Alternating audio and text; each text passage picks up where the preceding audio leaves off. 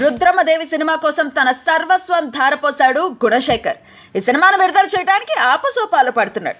అయితే తన టీం నుంచి గుణకి ఎదురు దెబ్బలు తగులుతున్నాయి. గత కొన్ని రోజుల నుంచి ఈ సినిమా ప్రమోషన్ పై దృష్టి నిలిపాడు గుణ. అనుష్కను కూర్చోబెట్టి ఇంటర్వ్యూలు ఇప్పిస్తున్నాడు.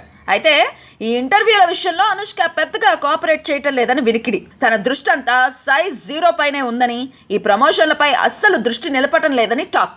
ఏదో గుణశేఖర్ బలవంతం చేస్తున్నాడని, తప్పక ఇంటర్వ్యూలు ఇస్తోందని, రుద్రమదేవి గురించి కాన్ఫిడెంట్గా ఒక్క మాట కూడా మాట్లాడటం లేదని, టీవీ ఛానళ్ల లైవ్ ప్రోగ్రాంలకి రమ్మంటే ససేమీరా అంటోందట. అంతేకాదు ఈ ప్రమోషన్లకి 6 రోజులు మాత్రమే కేటాయిస్తోందట. ఇంత పెద్ద ప్రాజెక్ట్కు 6 రోజులు ఏం సరిపోతాయని బెంగపెట్టుకున్నాడు గుణశేఖర్. దానికి తోడు రుద్రమదేవికి ధీటుగా మరోవైపు సైజ్ 0 ప్రమోషన్లు మొదలయ్యాయి.